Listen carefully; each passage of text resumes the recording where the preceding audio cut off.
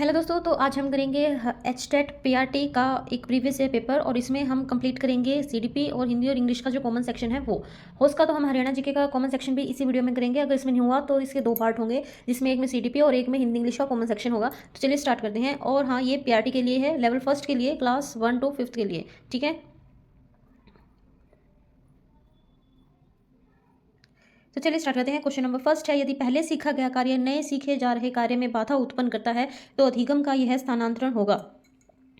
अगर पहले सीखा गया कार्य नए सीखे जा रहे कार्य में बाधा उत्पन्न करता है तो अधिगम का स्थानांतरण होगा सकारात्मक, नकारात्मक, शून्य या प्राथमिक। तो इसका जो करेक्ट ऑप्शन है वो आएगा सेकंड, नकारात्मक। एक चीज़ और मैं आपको कहना चाहूँगी कि जो भी मैं आपको आंसर बता रही हूँ ये मैंने ऑफिशियल आंसर की से ही लिए हैं। ठीक है, तो आप निश्चिंत होकर के आप ये वीडियो देख सकते हैं और अपनी जो तैयारी है वो चेक कर सकते हैं कि भाई आपकी तैयारी कैसी है और आपका कितना लेवल तक आपने तैयारी कर रखी है। इसके बाद देखिए सेकंड क्वेश्चन, निम्नांकित में से कौन सी फ्राइड के मनोलैंगिक विकास की अवस्था नहीं है। फ्राइड के मनोलैंगिक विकास की अवस्था नहीं है। जो एस्टेट है ना वो ज़्यादातर आपको ये वैज्ञानिकों के नाम, इनकी थ्योरीज के बारे में ही पूछता है। आप कोई भी वीडियो देख लीजिए मेरी, तो ज़्यादातर इनके बारे में 4 से 5 क्वेश्चन हमेशा होते ही हैं। तो यहाँ पर वो पूछ रहा है कि नहीं है वो बताना है कि मनोलैंगिक विकास की अवस्था नहीं है, मुखावस्था, पूर्व संक्रियात्मक अवस्था, गुप्तावस्था या गुदावस्था। तो इनमें जो करेक्ट ऑप्शन है वो आपका सेकंड है।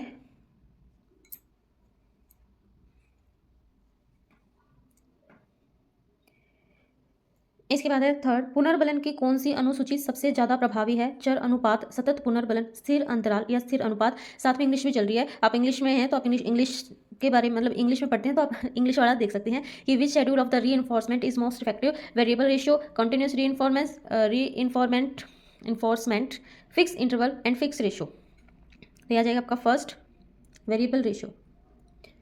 इसके बाद है क्वेश्चन नंबर फोर्थ, यह तथ्य है कि मछली उड़ नहीं सकती और उल्लू तैरना नहीं सीख सकते का निहितार्थ है उपयुक्त पुनर्बलन की कमी, उसके अनुभव की कमी, इन जीवों की सुस्ती या अधिगम पर जैविक सीमाओं का प्रभाव। तो इसका फोर्थ आएगा। इसके बाद शेपिंग की संकल्पना दी गई है, कंसेप्ट ऑफ शेपिंग, शेप करना, हैज बीन गिवन बाय थ्रोनटैक द्वारा, पावलोव द्वारा, स्किनर द्वारा या इनमें से कोई नहीं। देखिए शेप, जैसे शेप से सिखाते हैं बच्चों को, ट्रेंगल बना बना के सिखाते हैं कि ट्रेंगल है, तो ये किसने कंसेप्ट दिया था भाई बताइए। ये दिया था जी स्किनर ने। इसके बाद है शेल्डन। शेल्डन भी एक इसमें वैज्ञानिक रहे हैं, इनके साइकोलॉजिस्ट रहे हैं। के अनुसार निम्नलिखित में से कौन से व्यक्तित्व का प्रकार नहीं है, एंडोमार्फी, मेसोमार्फी, एक्टोमार्फी या एस्थोमार्फी। तो इसका सिक्स का फोर्थ आ जाएगा, एस्थोमार्फी। इसके बाद है निम्न में से कौन सी व्यक्तित्व मापन की मनोविश्लेषणात्मक विधि नहीं है। ठीक है, कौन सी नहीं है वो आपको बताना है। मुक्त साहचर्य, साक्षात्कार, शब्द साहचर्य या सौपन विश्लेषण। तो क्वेश्चन नंबर 7 का सेकंड आएगा, साक्षात्कार।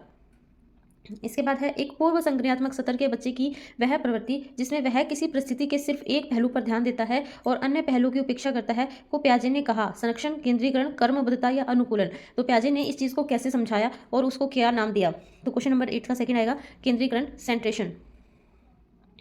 इसके बाद है निम्नलिखित में से कौन सी सवलीनता युक्त बालक के शिक्षण की एक विधि है। सवलीनता युक्त, सवलीन यानी कि अपने आप में लीन रहना, जो दुनियादारी से थोड़ा सा दूर हो जाए, मतलब जो ऑटिस्टिक बच्चे होते हैं, ऑटिज्म जिनके अंदर होता है, तो उसको सिखाएंगे कैसे, उसकी विधि का नाम क्या है, PECS या ब्रेल, टेलर फ्रेम या इनमें से कोई नहीं। तो इसमें आएगा PECS। इसके बाद है निम्न में से क्या प्राथमिक पुनर्बलन के रूप में प्रयोग हो सकता है। ठीक है, प्राइमरी री इन्फोर्सर, प्रशंसा, एक बिस्किट, बहुत अच्छा कहना या इनमें से कोई नहीं। प्राथमिक आपको बताना है, तो इसमें हम ले सकते हैं क्योंकि वो री इन्फोर्सर है तो एक बिस्किट सही रहेगा।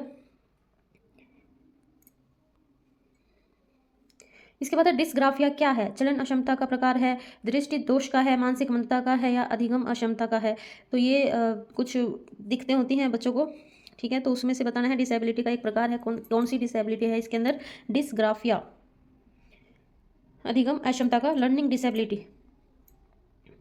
इसके बाद निम्नलिखित में से किसने सर्वप्रथम नैतिक विकास का सिद्धांत दिया था। प्याजे ने दिया, कोलबर्ग ने दिया, गिलिगन ने, या कोई विकल्प सही नहीं है। तो वो बताने हैं आपको, इसका फर्स्ट आएगा प्याजे।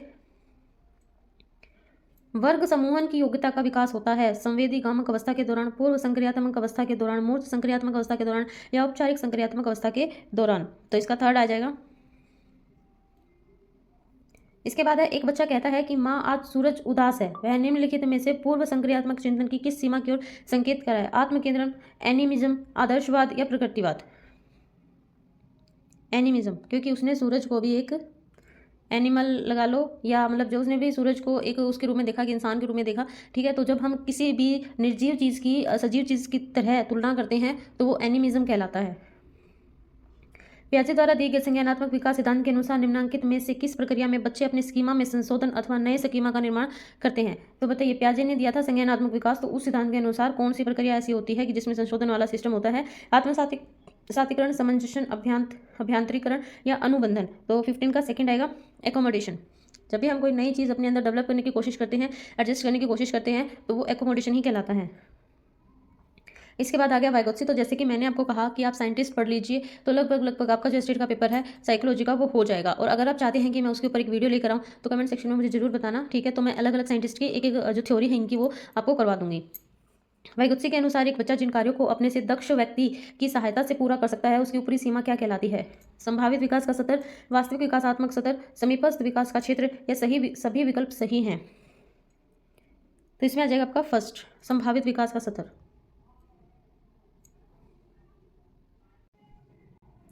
इसके बाद क्वेश्चन नंबर 17, निम्नांकित में से कौन से पद का तात्पर्य एक विद्यार्थी के सही उत्तर की संभावना को बढ़ाने वाले संकेतों से है? मस्तिष्क, उद्वेलन, प्रॉम्प्ट, सलाह या इनमें से कोई भी नहीं? इनमें से एक पद का तात्पर्य विद्यार्थी के सही उत्तर की संभावना को बढ़ा देता है। तो ऐसी क्या चीज़ होती है कि जिससे जो बच्चा है वो सही सोचने की उसकी प्रोबेबिलिटी हो जाती है? जैसे अगर किसी बच्चे को कुछ आ नहीं रहा तो हम उसको थोड़ा बहुत हिंट देते हैं, तो वो चीज़ क्या कहलाती है? तो आ जाएगा प्रॉम्प्ट।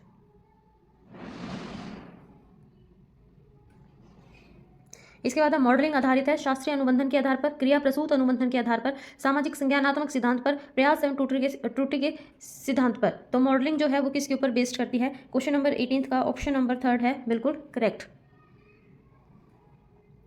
इसके बाद अल्बर्ट बंडूरा जाने जाते हैं, किस चीज़ के लिए जाने जाते हैं जी अल्बर्ट बंडूरा? सामाजिक अधिगम सिद्धांत के लिए, मनोलैंगिक विकास सिद्धांत के लिए, संवेगात्मक विकास सिद्धांत के लिए या नैतिक विकास के सिद्धांत के लिए अल्बर्ट बंडूरा किस चीज़ के लिए फेमस हैं? तो वो सोशल लर्निंग के लिए फेमस हैं, ठीक है। सामाजिक अधिगम सिद्धांत के लिए अल्बर्ट बंडूरा जाने जाते हैं।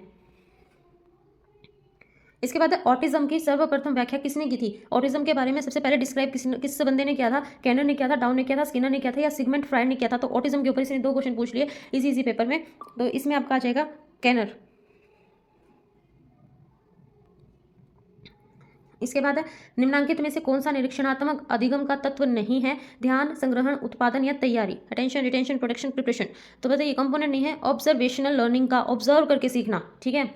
तो वो नहीं है इसमें, तो वो कौन सा आएगा? 21 का फोर्थ आपका बिल्कुल करेक्ट है, तैयारी। तो तैयारी तो ऑब्जर्व करके नहीं की जाती ना, तैयारी तो हमें करनी पड़ती है। ब्रोफेन ब्रेनर के जैव पारिस्थितिकीय मॉडल के अनुसार बच्चे के माता पिता, उसके भाई बहन आदि उदाहरण है। किस चीज़ के उदाहरण है भैया? एक मैक्रो सिस्टम, माइक्रो सिस्टम, ये बहुत आते हैं। सूक्ष्म तंत्र के, बाह्य तंत्र के, बृहद तंत्र के या समय तंत्र के? तो 22 का फर्स्ट आ जाएगा सूक्ष्म तंत्र के। माइक्रो सिस्टम के उदाहरण है ये सिबलिंग्स जो भी बच्चे के हैं, पेरेंट्स जो भी हैं, ठीक है। वैसे प्राइमरी उसमें भी आते हैं ये। निम्नलिखित में से कौन सी ब्रूनर की संज्ञानात्मक विकास सिद्धांत की अवस्था नहीं है?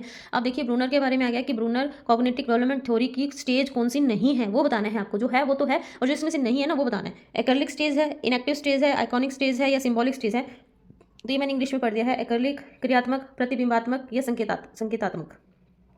तो 23 का फर्स्ट आ जाएगा एकर्लिक वाला। इसके बाद क्वेश्चन नंबर 24, मेयर एवं सलोवे के अनुसार निम्नांकित में से कौन सी प्रक्रिया भावनात्मक बुद्धि के संप्रत्यय में शामिल नहीं है? तो ये नहीं है वाले क्वेश्चन इसने बहुत सारे पूछ रखे हैं, ठीक है। तो ध्यान रखना है कि जब ये नहीं पूछता है तो आपको इतना ध्यान होना चाहिए कि इसमें नहीं आना चाहिए कि मेयर और सलोवे के अनुसार कौन सी प्रक्रिया भावनात्मक बुद्धि के संप्रत्यय में शामिल नहीं है। इमोशनल इंटेलिजेंस का एक एस्पेक्ट कौन सा नहीं है? अंडरस्टैंडिंग नहीं है, परसेप्शन नहीं है, मैनेजमेंट नहीं है या कंस्ट्रक्शन नहीं है? तो 24 का फोर्थ आ जाएगा कंस्ट्रक्शन यानी कि रचना। इसके बाद है सुल्तान पर किया गया कोहलर का अनुसंधान अधिगम के किस सैद्धांतिक दृष्टिकोण की पुष्टि करता है? कोहलर रिसर्च विद सुल्तान, जो सुल्तान के साथ कोहलर ने रिसर्च की थी वो क्या सपोर्ट करती है? किस चीज़ का थ्योरेटिकल व्यू आपको ला के देती है? अंतर्दृष्टि अधिगम, गुप्त अधिगम, स्थान अधिगम या मॉडलिंग? तो 25 का फर्स्ट आ जाएगा इनसाइट लर्निंग, अंतर्दृष्टि अधिगम। इसके बाद क्वेश्चन नंबर 26, दृष्टि से हटने के बाद मस्तिष्क से हट जाना किसकी उपयुक्त व्याख्या है? Out of site, out of mind, best describes आरंभिक संवेदी गामक अवस्था, आरंभिक पूर्व संक्रियात्मक अवस्था, आरंभिक किशोर अवस्था या सिर्फ किशोर अवस्था। तो ये कौन सी सबसे बेस्ट किस में होता है? 26 का फर्स्ट आ जाएगा, अर्ली सेंसरी मोटर स्टेज। बिल्कुल जो शुरुआत की बात होती है, बस जो दिख गया तो माइंड में है, दिखने के बाद माइंड में नहीं है। Okay, early sensory motor stage में ऐसा होता है। इसके बाद है निम्नांकित में से किसका अध्ययन मनोविज्ञान एवं शिक्षण शास्त्र के प्रतिच्छेद बिंदु पर स्थित है? सकारात्मक मनोविज्ञान, औद्योगिक मनोविज्ञान, संगठनात्मक मनोविज्ञान या शिक्षा मनोविज्ञान। तो बताइए कौन सा है वो बताना है, इसमें नहीं वाला नहीं है। 27 का फोर्थ आ जाएगा, एजुकेशन साइकोलॉजी। इसके बाद है स्कैप फोल्डिंग, और अब ये स्कैप फोल्डिंग के बारे में भी बहुत से क्वेश्चन आते हैं, सीटेट में भी आते हैं। मैंने कई प्रीवियस पेपर सीटेट के करवाए तो उसमें भी मैंने स्कैप फोल्डिंग के बारे में काफ़ी कुछ सुना था। थॉर्नडाइक के द्वारा दिया गया, पेवलोव के द्वारा, या वेगोत्स्की ने दिया या स्किनर ने दिया। तो 28 का इसमें थर्ड आ जाएगा, वेगोत्स्की द्वारा दिया गया है ये। इसके बाद एक बालिका के उसके पिता के प्रति आकर्षण को फ्राइड ने क्या कहा? इलेक्ट्रा ग्रंथि कहा, ओडिपस ग्रंथि, नैतिक द्वंद या मौखिक ग्रंथि। तो ये फर्स्ट है इलेक्ट्रा ग्रंथि, रिपीटेड क्वेश्चन है, पहले भी आ चुका है। इसके बाद किसने शीशों के मस्तिष्क को खाली स्लेट माना था? खाली स्लेट किसने माना था भाई? जॉन लॉक ने कहा, डार्विन ने कहा, स्पिनोजा ने कहा या वाटसन ने कहा? ये कहा था जॉन लॉक। इसके बाद जो ये लैंग्वेज आ गई हैं आपकी, ये हम करेंगे नेक्स्ट वीडियो में। अगर आपको ये वीडियो पसंद आई तो प्लीज़ चैनल को लाइक कीजिए, सब्सक्राइब कीजिए और अपने दोस्तों के साथ शेयर करके हमें बताइए कि उन्हें भी कैसा लगा या आपको भी कैसा लगा, और ये ऐसी वीडियोज़ और आनी चाहिए या नहीं आनी चाहिए। Thanks for watching this video.